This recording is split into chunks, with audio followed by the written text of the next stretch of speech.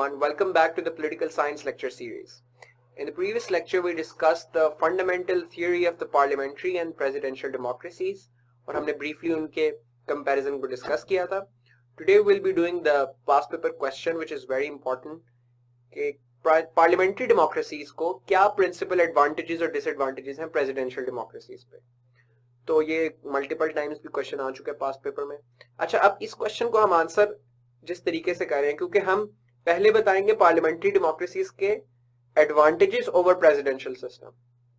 तो ऑटोमेटिकली अगर पेपर में लेट से सवाल आता है कि प्रेसिडेंशियल के पार्लियामेंट्री पे वो फायदे और नुकसान बताएं, तो ये चीजें रिवर्स हो जाएंगी. यानी all these things which are advantages over presidential, these are the disadvantages of presidential over parliamentary. तो you can reverse the two. तो सबसे पहला एडवांटेज जो पार्लियामेंट्री सिस्टम को प्रेसिडेंशियल सिस्टम के ऊपर है वो ये है कि there is a coordination between legislative. Since both are part of the legislator. Advantage जो पार्लियामेंट्री सिस्टम को प्रेसिडेंशियल सिस्टम के ऊपर है वो ये है कि there is a coordination between legislator and executive. Since both are part of the legislator, it's easy to cooperate on those matters. इसमें मैंने बड़ी एक इंपॉर्टेंट बात की निशानदेही की है कि एक आपकी लॉ मेकिंग और मनी ग्रांटिंग अथॉरिटी है, वो होती है आपकी लेजिस्लेटर. क्योंकि लॉ मेकिंग लेजिस्लेटर करता है और लेजिस्लेटर की मर्जी से पैसे सैंक्शन होते हैं अपनी डिफरेंट डिपार्टमेंट्स को और चीजों को. बजट आपका पार्लियामेंट बनाती है. और दूसरी है law enforcing and money spending authority, वो आपका एग्जीक्यूटिव है क्योंकि उसने उस लॉ को इन्फोर्स करना है जो पार्लियामेंट पास करती है और उस पैसे को स्पेंड करना है.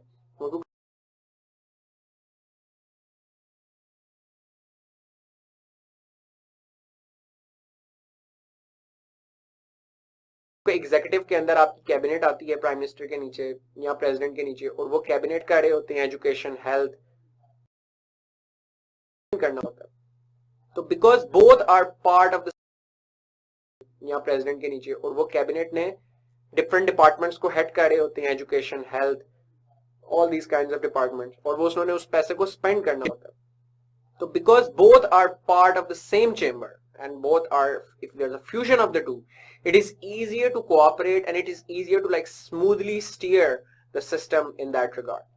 The second important is that there is ultimate sovereignty of people.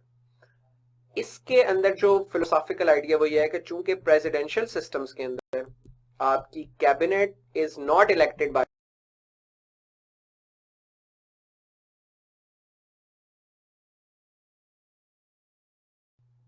इसी इसके अंदर जो फिलोसॉफिकल आइडिया वो ये है कि चूंकि प्रेसिडेंशियल सिस्टम्स के अंदर आपकी cabinet is not elected by the people, वो प्रेसिडेंट की मर्जी होती है, वो जिस मर्जी को अपने कैबिनेट में रख ले, किसी को भी कोई भी सेक्रेटरी ऑफ स्टेट बना दे, किसी को कुछ भी बना दे.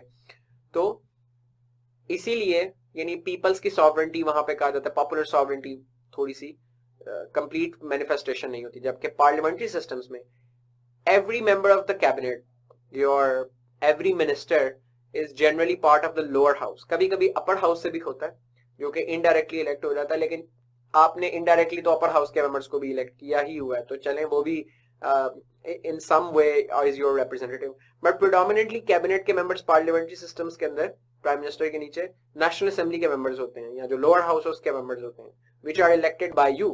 So your ministers are elected by yourself, which means that the principle of popular sovereignty is fulfilled more and is seen as more predominant in the parliamentary democracies than in the presidential ones. The third is the responsiveness and the promptness of action. Because of the harmonious cooperation between the two branches, because दोनों एक ही chamber में मौजूद हैं, because there are no institutional lags and delays and transfers and communication gaps, it is easier for the parliamentary democracies to respond to the changing issues. That's the first point. The second important point is that presidential democracies के अंदर अमूमी तौर पे आपके elections के time very करते हैं. सो president का time election एक अलग टाइम पे होगा, कांग्रेस का इलेक्शन, हाउस ऑफ रिप्रेजेंटेटिव्स का अलग टाइम पे इलेक्शन होगा. उसका नुकसान कभी कभी ये होता है, बल्कि अक्सर ये एक चीज नजर आती है कि president belongs to a different party and majority of people in the House of Representatives belong to a different party. तो इसका मतलब एक वो पार्टिजनशिप भी आ जाती है आपकी, वो आपके बीच में कोई टसल भी आती है पॉलिटिकल डिफरेंट पॉलिटिकल पार्टीज होने की वजह से, जिसकी वजह से you don't happen to produce the most responsive actions. क्योंकि इसकी वजह से ग्रिड लॉक्स बन जाते हैं, लाइक प्रेसिडेंट और cabinet is not agreeing with what the Congress is saying and the vice versa, so उसकी वजह से बड़े मसले हो जाते हैं। जबकि पार्लियामेंट में अमूमी तौर पे चूंकि जो एग्जीक्यूटिव की पार्टी है, यानी प्राइम मिनिस्टर और cabinet,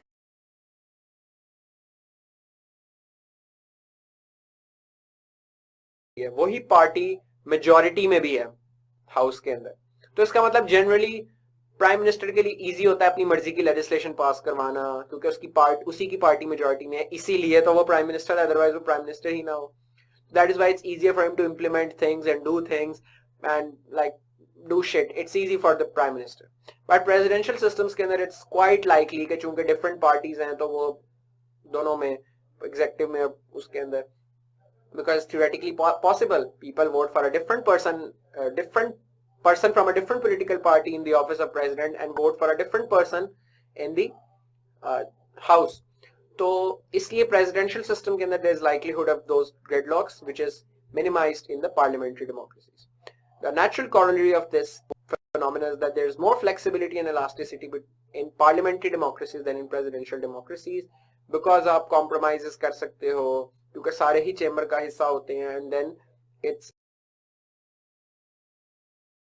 easier to change laws, आप उसी के मेंबर हो। पार्लियामेंट में प्राइम मिनिस्टर का ज्यादा स्वेयर कंट्रोल होता है, it's easier for them to change things according to situations.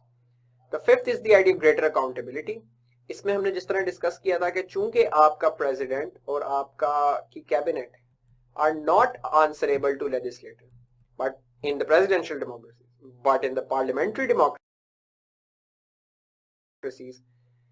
you have greater accountability because both prime minister and the cabinet are answerable to the legislator.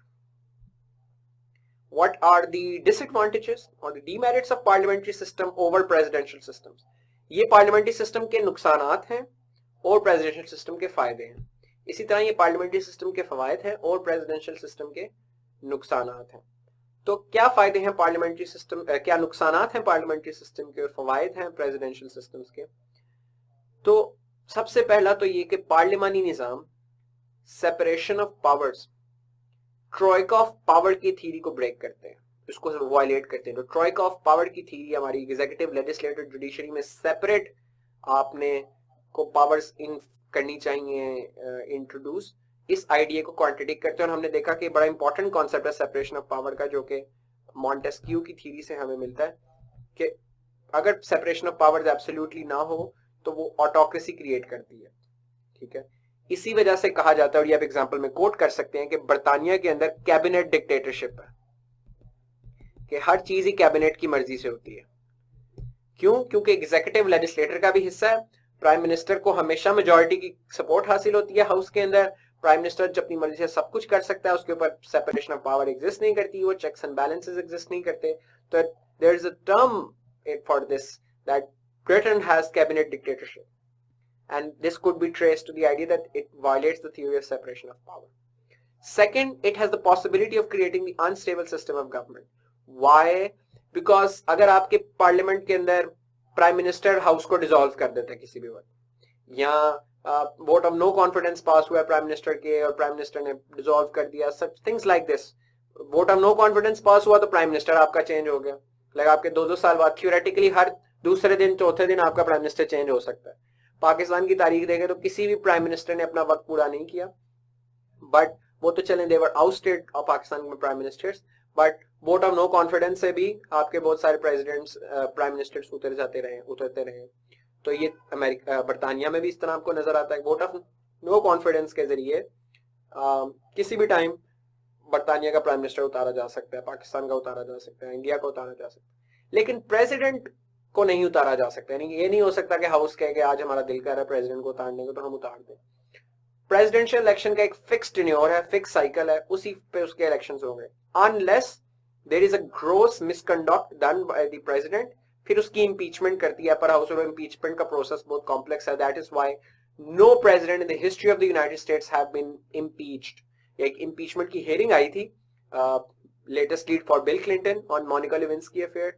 Before that, for you had for Andrew Johnson, and you also had impeachment for Richard Nixon on Watergate scandal. लेकिन none of them were impeached. उनकी hearing हुई थी, but none of them were impeached by the House. तो presidents generally fix वो एक stable government चलती रहती है. लेकिन इधर पॉसिबिलिटी इसलिए है क्योंकि वोट ऑफ नो कॉन्फिडेंस के जरिए, इस चीज के जरिए प्राइम मिनिस्टर को हटाया जा सकता है, गवर्नमेंट गिराई जा सकती है. Prime minister can dissolve the assemblies, और वो असेंबली डिसॉल्व करके नए इलेक्शंस कॉल कर सकते हैं. वो जो होता है ना, जनरल इलेक्शन कॉल किए जाते हैं वक्त से पहले, तो वो चीज अमूमी तौर पे पार्लियामेंट्री सिस्टम में पॉसिबल है. It's not possible in the presidential countries. There is more antagonism between party. तो इसके लिए एक वर्ड भी यूज होता है, partisanship. Some people argue that there are more antagonism involved in the parliamentary systems than in presidential, because एक party आपकी prime minister वाली पार्टी है, गवर्नमेंट पार्टी है, जिसको ट्रेजरी बेंचेस कहा जाता है, जो ट्रेजरी बेंचेस पे बैठते हैं, और एक आपकी बाकी जो हारने वाले वो ऑपोजिशन जमाते हैं. तो चूंकि कल्चर इस तरीके का गवर्नमेंट और ऑपोजिशन का, बिकॉज इट्स अ विनर और a loser game in parliamentary democracies, either you win or you lose. That is why there is a constant tussle between these two entities. Opposition is constantly hammering on the government, even if it is irrelevant. Like वो menial issues को भी, जो irrelevant issues को भी आपको न सामने नजर आता है कि वो उसको constantly criticize करते रहते हैं. तो ये वो फीचर है जो कि एंटेगनिज्म को जनरेट करता है. जबकि प्रेसिडेंशियल सिस्टम में रूम मौजूद होता है, क्योंकि बहुत दफा मुख्तलिफ इलेक्शंस हो रहे हैं, प्रेसिडेंट का अलहदा टाइम पे हो रहा है, हाउस का अलहदा टाइम पे हो रहा है, तो इट्स वेरी इजी कि आपका पार्टीज को इस तरह एडजस्टमेंट मिल जाए कि एक पार्टी का प्रेसिडेंट है और दूसरी पार्टी की हाउस में मेजोरिटी है, तो उसकी वजह से एंटेगनिज्म कम होने का भी एक थियोरेटिकली प्रोबेबिलिटी है. The fourth is the inefficient administration. Why do some people believe that? It's because आपकी कैबिनेट आपकी डिफरेंट मिनिस्ट्रीज और डिपार्टमेंट्स की हेड होते हैं, इंचार्ज होता है, and your cabinet is supposed to steer the wheel of the government. उसने administration करनी होती है. पार्लियामेंट्री डेमोक्रेसीज में चूंकि एक रिस्ट्रिक्शन है कि आपकी मिनिस्टर्स, आपके कैबिनेट के, they can only come from the parliament, which means कि it's very likely कि the people who are heading different departments are not experts in their field. Like अभी की कैबिनेट उठा के देख लें, पिछली कैबिनेट उठा के देख लें पाकिस्तान में, none of those people have academic backgrounds or technical expertise in their departments. Like आपका वाटर एंड पावर का जो इंचार्ज है, मिनिस्टर है, is generally does not have technical expertise in that field, but he is nonetheless the minister. तो क्योंकि parliamentary system में room ही नहीं है, पॉसिबल ही नहीं है आपका मिनिस्टर उस तरीके से आई. It could happen by sheer luck और chance, but generally it's not possible क्योंकि आपने उसी लॉट में से चूज करना है. But in the presidential systems by contrast, the president can pick and choose anyone. So often times presidents choose very expert people for the expert positions, and मतलब right man for the right job वाला काम presidential democracy के अंदर, cabinet के अंदर आसान होता है. The fifth is the monopolization of political power. Because you have a fusion of executive and legislator, और executive की अमूमी तौर पे legislator में भी majority होती है, because otherwise that wouldn't be an executive. क्योंकि आप अगर मेजॉरिटी में हो पार्लियामेंट में तो ही आपका प्राइम मिनिस्टर बनेगा. तो इसीलिए आपका प्राइम मिनिस्टर भी आपका होता है, पार्टी भी आपकी होती है, एक सेपरेट चेक एंड बैलेंसेस का सिस्टम कम हो जाता है, जिसकी वजह से ऑटोक्रेसी का आपकी प्रोबेबिलिटी इंक्रीज हो जाती है इस तरह. तो ये वो चंद चीजा एडवांटेजेस और डिसएडवांटेजेस हैं इन दोनों सिस्टम्स के एक दूसरे पे. The last important point is that can we bifurcate and can we divide all systems based on these two ideas? कि क्या दुनिया की सारे systems presidential और parliamentary divide में आप classify कर सकते हैं? The broad answer is yes, but the specific answer is no. Broadly एक spectrum है कि you have parliamentary democracies, you have parliamentary systems and you have presidential systems, and you have certain countries which take both. तो जैसे France है, France को semi presidential system कहा जाता है कि जहां आपका प्रेसिडेंट भी है और आपका प्राइम मिनिस्टर भी है, और प्रेसिडेंट को कुछ इंपॉर्टेंट पावर्स हैं, वो अमेरिकन प्रेसिडेंट से कम पावरफुल है फ्रेंच प्रेसिडेंट, लेकिन वो पाकिस्तानी प्रेसिडेंट से ज्यादा पावरफुल है। तो वो बीच का उन्होंने एक सिस्टम जो है ना वो इस तरीके से डिजाइन कर दिया। तो इस तरीके से आपको बहुत सारी कंट्रीज मिलेंगी जहां पार्लियामेंट्री डेमोक्रेसीज के अंदर, जिस तरह मैंने बताया था कि अमूमी तौर पे एक नॉन एग्जीक्यूटिव प्रेसिडेंसी होती है, which means that the president is nominal, he does not have real powers. But कुछ इस तरह की कंट्रीज हैं which have parliamentary systems with an executive presidency. तो यानी उन्होंने दोनों के फीचर्स को मिला लिया। तो generally there are countries in the world that could be strictly classified as presidential countries, जिनकी examples हमने discuss की थी. There are countries which could be strictly classified as parliamentary countries, जिनकी examples भी हमने देखी थी. And there are some countries which lie in the middle. जिस तरह फ्रांस की मिसाल मैंने आपको दी है. Even Turkey for that matter, मगर टर्की ने constitutional amendment के बाद उसको presidential system की तरफ move कर दिया. So this is the brief general outline of this issue. You need to be very clear on the conceptual framework on which we divide presidential and parliamentary democracies, which is primarily rooted in the relation between the legislator and the executive. If the legislator is independent, or the other way,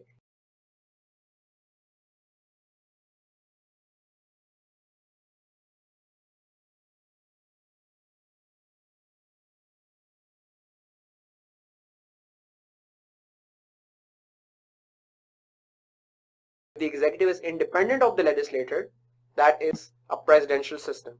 If the legislature and executive are fused together in a single body, then that's parliamentary system, and both tend to have their own benefits and their own demerits.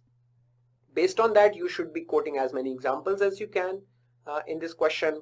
Quotations, if you could, include about different people have saying different things about different individuals. तो ये आपने इस context में इस question को attempt करने की कोशिश करनी है. Preferably make a comparison chart between the parliamentary and presidential democracy. जैसे हमने ये 5 पॉइंट्स निकाले, आप इनको एक कंपैरिजन में इस तरीके से लेकर आए एक दूसरे के सामने, and make a Venn diagram may be as well. तो इस तरह की चीजें ऐड करने से you will be able to maximise your score. तो आज के लेक्चर के लिए इतना ही. I will see you in the next lecture. Till then take care. अल्लाह हाफिज.